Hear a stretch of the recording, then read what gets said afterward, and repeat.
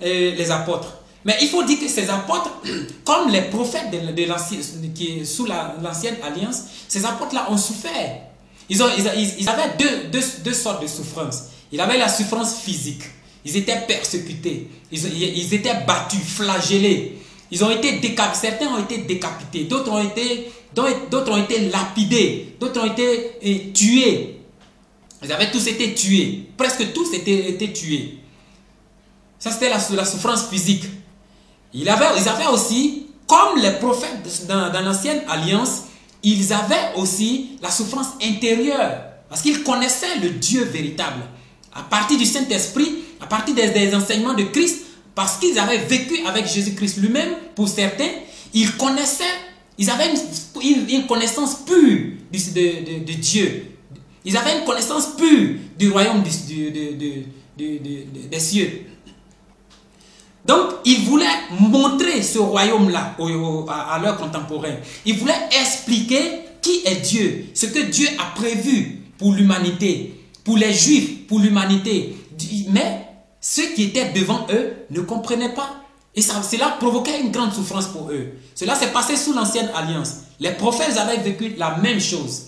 Ils souffraient intérieurement et ils souffraient physiquement. Il y a des prophètes qui avaient été sciés en deux, comme Ésaïe. Il y en a qui avaient été lapidés. Il y en a certains ont été tués. Donc, ils avaient la souffrance physique. Non seulement cette souffrance physique, mais intérieurement aussi. Parce que l'Esprit de Dieu était en eux. L'Esprit de Jésus était en eux. Le témoignage était en eux. Et ils apportaient cela. Ils voulaient apporter aux autres. Ils voulaient montrer aux autres les desseins de Dieu, les plans de Dieu. Ils les communiquaient aux autres. Mais c'était peine perdue parce que les Juifs, comme la Bible dit, avaient le cou raide. Ils ne voulaient pas comprendre. Ils ne voulaient pas accepter le message des prophètes. Donc, aussi, quand on voit le Seigneur lui-même dans Ésaïe 53, on lit bien qu'il avait souffert. Il ne ressemblait plus à rien. La Bible dit que c'était quelqu'un qu'on pouvait détourner, on devait détourner même le visage, se détourner le visage, parce qu'il ne ressemblait plus à rien. Quand vous lisez le psaume 22, quand vous lisez Ésaïe 53 jusqu'à la fin, on voit la souffrance véritable de Christ. Quand on voit la fin des évangiles, on voit la souffrance de Christ jusqu'à ce qu'il dise: Seigneur, pourquoi m'as-tu abandonné? Le Fils de Dieu qui s'est dépouillé lui-même, qui est venu sur cette terre. Voyez comment il avait souffert. Mais la Bible dit qu'il n'avait pas ouvert la bouche pour dire quoi que ce soit. Il était comme une brebis qu'on tondait. Il n'avait pas, il avait dans le cœur de l'amour. C'est ce que les prophètes avaient. C'est ce que les apôtres avaient. Donc les apôtres ne racontaient pas n'importe quoi. Les apôtres ne disaient pas des choses qui déplaisaient à Dieu ou qui étaient contre la vérité biblique, la vérité de la parole. Parce que c'est cette parole-là qui soutient l'univers. C'est cette parole-là qui soutient tout ce que Dieu a créé. C'est par cette parole que nous avons été créés. C'est par cette parole que les miracles se font. C'est par cette parole que les païens, comme nous les chrétiens, nous avons la vie. Car si Dieu dit aujourd'hui, toi ta vie est terminée, tu arrêtes de respirer et c'est fini. Donc cette parole est importante pour nous. Cette parole est importante pour moi, pour vous, pour les païens, pour tous ceux qui vivent dans ce monde. Donc nous ne devons pas nous amuser devant cette parole. Et donc nous remarquons que la parole de Dieu a apporté la souffrance aux apôtres, a apporté la souffrance aux prophètes, et c'est lui-même qui était la parole et qui est toujours cette parole, a aussi souffert pour nous donner la vie, comme une femme souffre pour donner la vie à un enfant, comme nos mamans ont souffert pour nous donner la vie. Le Christ aussi a souffert pour nous donner la vie. Donc, vous connaissez tous, vous pouvez lire Ésaïe chapitre 11 où on parle des souffrances. Par la foi, des gens ont été, à cause de leur foi, certains ont été scié en deux, décapité, tué, lapidé, vous pouvez le voir.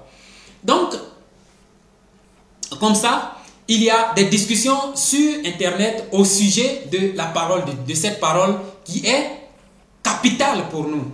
Certains disent que telle personne est dans le mensonge, d'autres disent que telle personne est dans le vrai, dans le faux, dans la vérité ou bien dans la contre-vérité ou quoi que ce soit.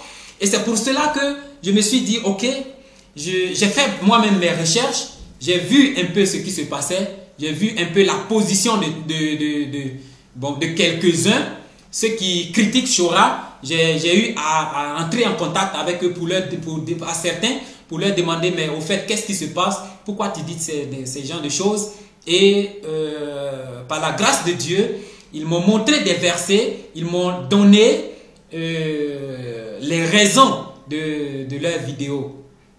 Aussi Chora, que je connais très bien, j'ai même eu à suivre deux fois ces conférences à Hallen, au nord de l'Allemagne, et puis à Cologne.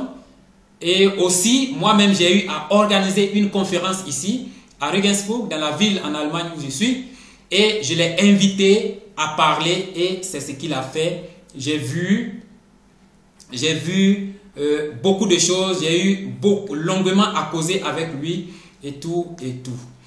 Et il faut dire que lorsque j'ai rencontré les messages de Chora, je me suis réjoui le cœur. Et j'ai même demandé à Dieu qui est cette personne. Et Dieu m'a répondu. Et c'est pour cela que j'ai eu le courage de l'inviter. Il faut dire que j'aimais beaucoup ses enseignements. Parce que dans ses enseignements, quand il parle par exemple de la sanctification, quand il parle par exemple quand il exhorte les gens à sortir du péché, cela est plaisant devant la face de Dieu, qu'on le veuille ou non. Mais au fur et à mesure qu'on avançait, je remarquais certains points, pas tous les points, mais certains points de ces enseignements qui pour moi n'étaient pas convaincants. Et j'ai même eu à chercher dans la Bible, et ce que la Bible me disait, c'était contraire à ce que le frère disait. Par exemple, quand il parle du divorce, pourquoi est-ce que un couple doit se séparer par le divorce?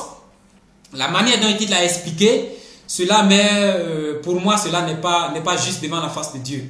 Parce que dans l'un de ses derniers messages radiophoniques, il expliquait que tu ne peux divorcer que lorsque tu as trouvé ton conjoint sur le lit conjugal en train de commettre l'adultère et lorsque tu auras lui pardonné plusieurs fois. Et cela n'est pas biblique. Il a dit dans un de ses messages que Cham a couché avec la femme de Noé. Ça, ce n'est pas biblique. Il a dit aussi, parlant des 4 aspects de Christ, ce jour-là, j'étais à la maison avec ma famille, on écoutait. Il y a même un jeune qui avait appelé pour dire, est-ce que, comment on appelle, l'aspect vaut, ça ne signifie pas telle chose. Il a dit non, que lui-même il ne sait pas encore qu'il reçoit les choses en direct comme nous. C'est-à-dire quand il est en train de parler, le Saint-Esprit déverse les informations dans son esprit et lui, Chora, parle. Donc, il avait demandé à ce qu'on enregistre